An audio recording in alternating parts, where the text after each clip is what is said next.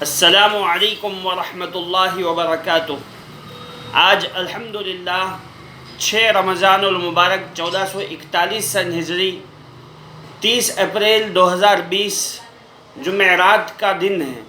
اللہ رب العزت ہمارے روزوں کو، ہماری تراویحات کو قبول فرمائے۔ اللہ رب العزت ہمارے اس رمضان کو زندگی کا سب سے حسین اور انقلابی رمضان بنا کر قبول فرمائے۔ میرے بھائیوں، بزرگوں اور عزیز مائیں بہنیں، الحمدللہ ہمارے لیے کتنی بڑی خوشی کا موقع ہے، نعمت کا موقع ہے کہ اللہ رب العزت نے ہمیں عافیت کے ساتھ رمضان المبارک میں داخل فرمایا، اور آج ہم جمعرات کے دن انشاءاللہ مغرب کی نماز سے، بلکہ مغرب غروب آفتاب ہی کے ساتھ ایک بہت ہی مبارک رات میں داخل ہونے والے ہیں، یعنی جمعہ کی مبارک رات۔ جس جمعہ کی رات کے بارے میں، جمعہ کی فضیلت کے بارے میں ہم سب جانتے ہیں۔ جس طرح تمام 12 مہینوں کا سردار رمضان مبارک ہے، اسی طرح ہفتے کے 7 دنوں کا سردار جمعہ کا دن ہے اور جمعہ کی رات ہے۔ اور اسی طرح اللہ کے نبی علیہ السلام کی حدیث ہے، جس کو ہم اور آپ اکثر بولا کرتے ہیں، الجمعۃ عید المؤمن، جمعہ مومنین کے لیے عید کا دن ہے۔ بہرحال اس جمعہ کے دن کی بہت ساری فضیلتیں ہیں۔ ایک فضیلت تو یہ ہے کہ اللہ کے نبی علیہ السلام نے ارشاد فرمایا کہ جو شخص جمعہ کے دن دوسرے دنوں کے مقابلے میں جلدی اٹھے اور پھر جلدی غسل وغیرہ سے فارغ ہو اور جمعہ کی تیاری کرے، اپنے پاس جو کپڑے ہیں ان میں سے اچھے کپڑے پہنے، عطر لگائے اور غسل کرنے کے وقت میں ہر قسم کی بدن سے آلائشوں کو دور کر لے اور اچھی طرح غسل کرے، ناخن صاف کرے اور اپنے چھپے ہوئے بال کو صاف کرے، اور اچھے عمدہ لباس پہن کر عطر لگا کر جلد سے جلد مسجد کو جائے۔ فرمایا اللہ کے نبی علیہ السلام نے کہ اس کو ایک قدم پر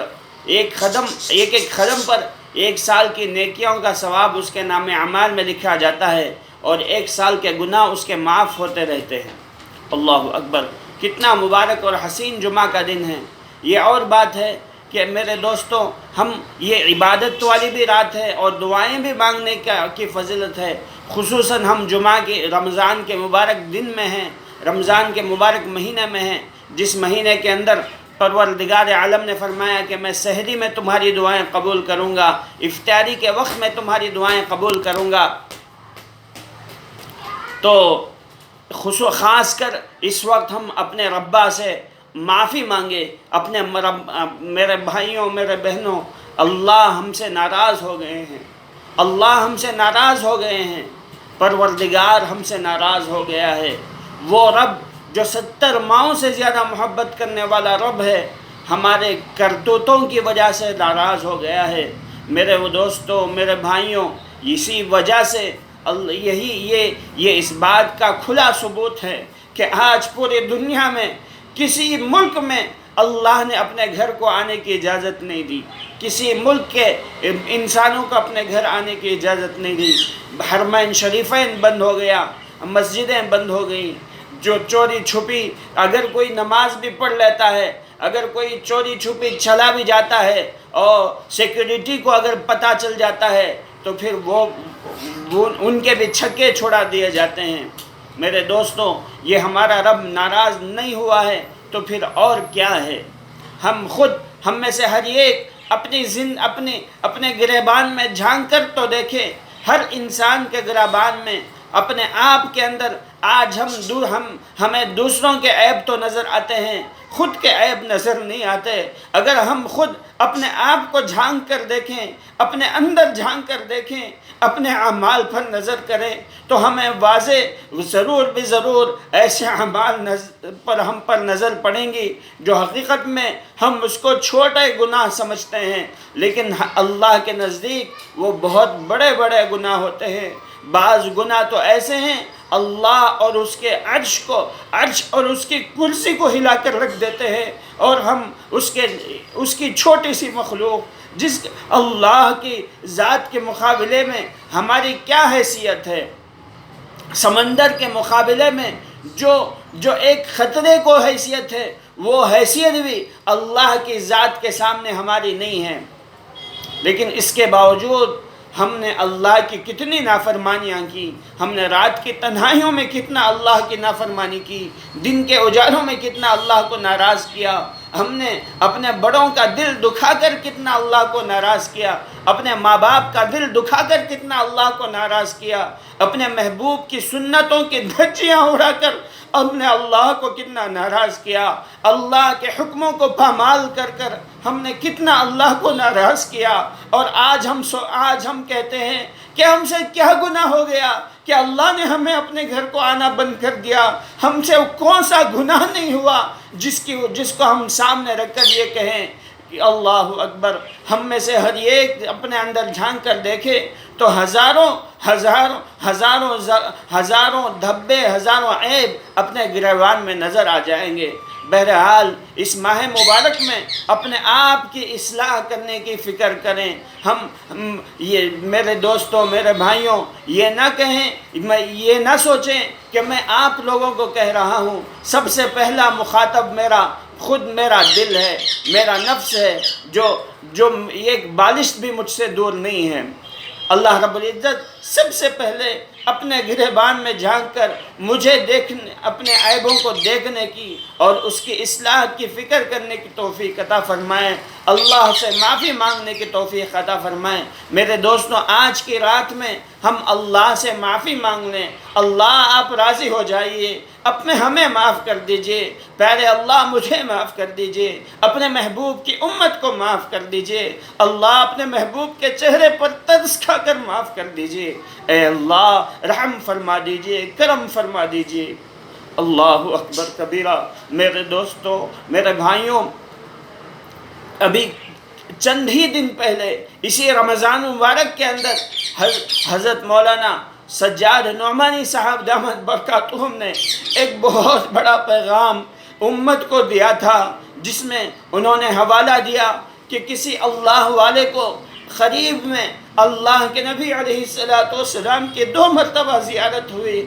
پہلی زیارت میں ہمارے آقا صلی اللہ تعالی علیہ وآلہ وسلم نے اس حال میں تشریف لائے کہ آپ مغموم تھے، چہرہ اداس تھا، بہت زیادہ اداس تھا، اور جو خواب میں دیکھ رہے تھے ان سے مخاطب ہو کر فرمایا کہ میری امت نے میرے دین کو ڈھا دیا، میری امت نے میرے دین کو ڈھا دیا۔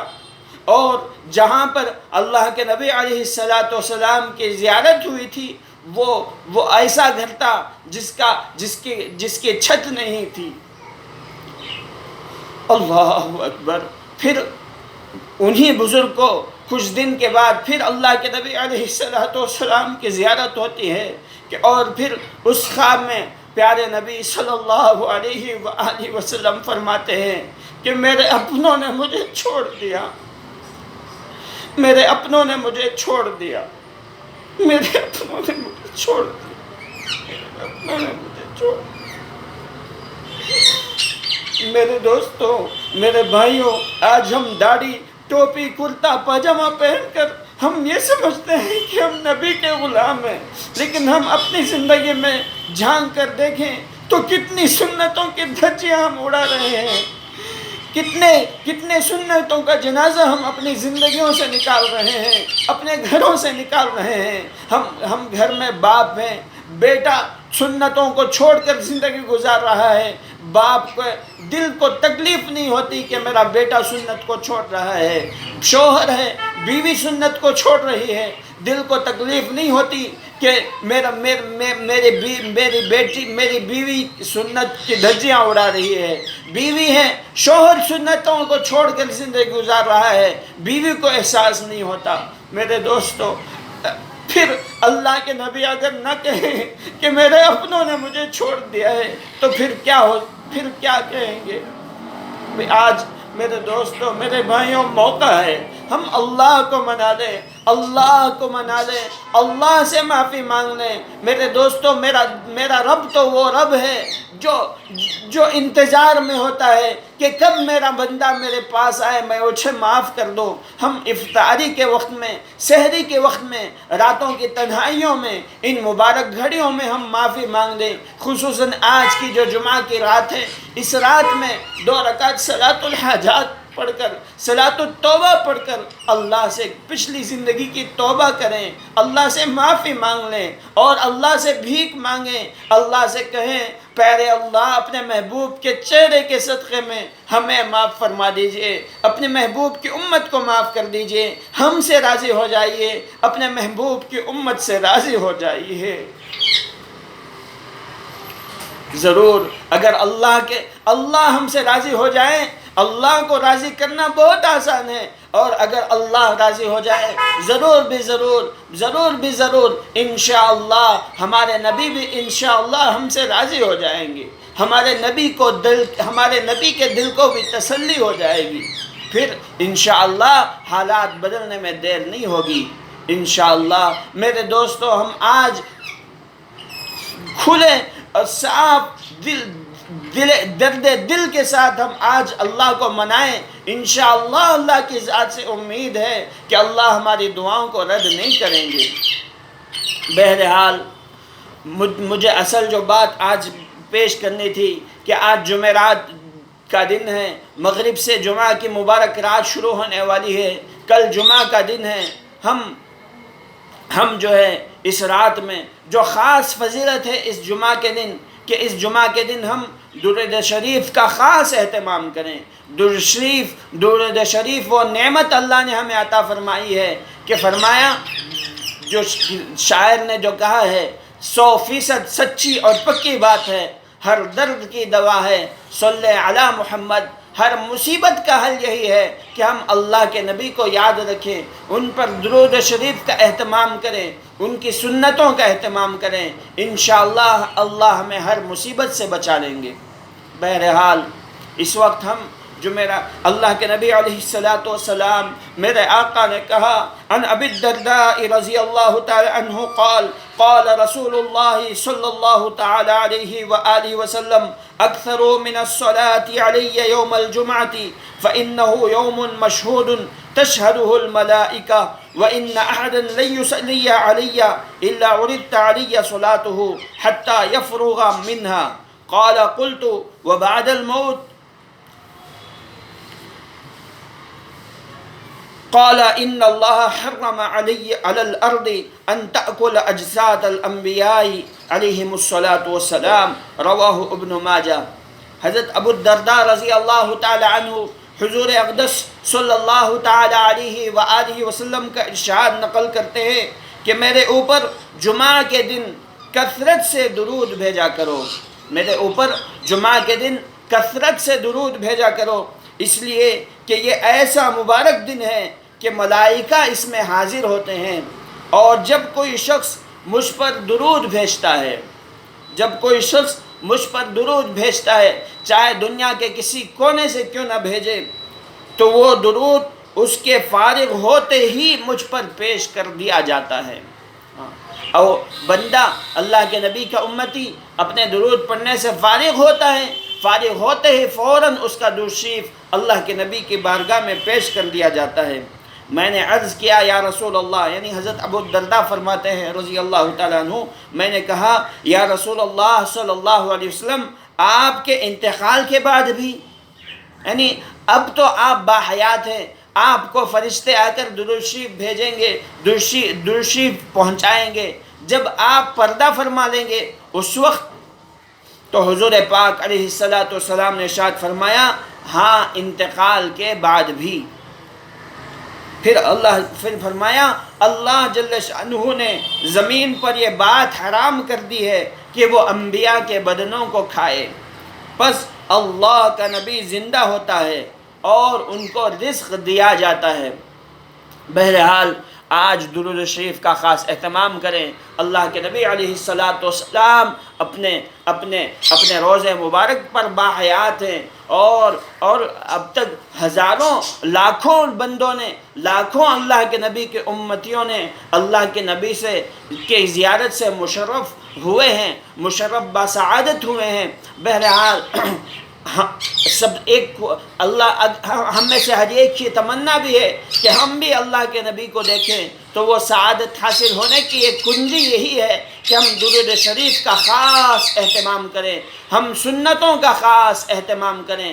ہاں، فرمایا حضرت پیر ذوالفقار صاحب دامت برکاتہم، اللہ رب العزت حضرت والا کے عمر میں برکت عطا فرمائیں، حضرت کے فیض کو تا قیامت جاری و ساری فرمائیں. حضرت بارہا فرماتے ہیں کہ لوگ ہم سے پوچھتے ہیں کہ حضرت کوئی ایسا وظیفہ بتا دیجئے جس میں اللہ کے خواب میں اللہ کے نبی کی زیارت ہو جائے. ہم کہتے ہیں بھائی آپ سنتوں کا اہتمام کر لیں، آپ خواب میں نہیں بیداری میں اللہ کے نبی کی زیارت کرو گے انشاءاللہ.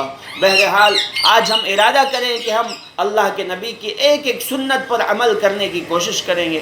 ہم روزانہ ایک نئی سنت سیکھیں اور اس پر عمل کرنے کی کوشش کرتے رہیں، روزانہ ایک ایک سنت پر عمل کرنے کی کوشش کرتے رہیں. انشاءاللہ اللہ رب العزت 100% سنت پر عمل کرنے والوں میں ہمارا شمار فرمائیں گے. اور اس دن آج کی رات میں ہم خاص طور پر ہزاروں کی تعداد میں، لاکھوں کی تعداد میں درود شریف کا نذرانہ اپنے آقا کی خدمت میں پیش کریں. انشاءاللہ اللہ کی ذات سے امید ہے ہمارے اللہ بھی ہم سے راضی ہو جائیں گے، ہمارے رسول اللہ بھی ہم سے راضی ہو جائیں گے. اگر اللہ ہم سے راضی ہو گئے، ہمارے پیارے آقا پیارے رسول اللہ راضی ہو گئے، تو یہ ان ایام کے بدلنے میں کچھ دیر نہیں لگے گی. اللہ تعالی ہمیں کثرت سے درود شریف کا اہتمام کرنے کی توفیق عطا فرمائیں. اب سوال یہ ہے کہ درود شریف کوسا پڑھیں؟ آپ کوئی بھی درود شریف پڑھ سکتے ہیں. سب سے آسان درود شریف ایک یہ ہے، وصلی اللہ علی النبی الامی وسلم، وصلی اللہ علی النبی الامی وسلم، وصلی اللہ علی النبی الامی وسلم. اس میں درود بھی آ گیا، سلام بھی آ گیا. آپ اس کو مختصر ہے، آپ 15 منٹ پڑھیں گے تو انشاءاللہ 1520 منٹ میں 1000 درود شریف آسانی سے چھوٹے بچے بھی پڑھ لے سکتے ہیں. ہم اپنے بچوں کو بٹھا کر درود شریف پڑھائیں، ہم خود پڑھیں، ہم اپنے محبوب کا وہ سچا اور وفادار امتی ہونے کا ثبوت پیش کریں، اور اپنے اللہ کا وفادار بندہ ہونے کا ثبوت پیش کریں. انشاءاللہ اللہ ہم سے راضی ہو جائیں گے، اللہ کے رسول اللہ ہم سے راضی ہو جائیں گے. اللہ تعالی ہمارے حال پر رحم فرما دے، امت کے حال پر رحم فرما دے، اپنے محبوب کے صدقے میں ہم سے اپنے پوری امت سے راضی ہو جائے. اللہ تعالی دوبارہ اور ہمیشہ ہمیشہ کے لیے اللہ اپنے گھروں کے دروازوں کو ہمارے لیے، اپنے محبوب کی امت کے لیے کھول دیجئے. اے اللہ رحم فرما دیجئے. اے اللہ رمضان المبارک کا مبارک مہینہ، اللہ ہم اپنے آپ کے گھروں سے دور گزار رہے ہیں. اے اللہ ہمارے دلوں پر جو بوجھ ہے اس کو آسان کر دیجئے، ہلکا کر دیجئے. اے اللہ آپ کے محبوب کی امت میں اس وقت کتنے اولیاء اللہ آپ کے محبوب بندے رو رو کر آپ کو منا رہے ہیں. کسی کا تو آپ کو منانا پسند آتا ہوگا. اے اللہ جس کے آنکھوں کے آنسو آپ کو پسند آتے ہیں، ان کے صدقے میں، اپنے محبوب کے چہرے کے صدقے میں، آپ کے محبوب نے اس امت کے لیے جو آنسو بہائے ہیں، ان آنسوؤں کے صدقے میں رحم فرما دیجئے، معاف کر دیجئے، راضی ہو جائیے. آمین. وآخر الدعوانا ان الحمد للہ رب العالمین. السلام علیکم ورحمۃ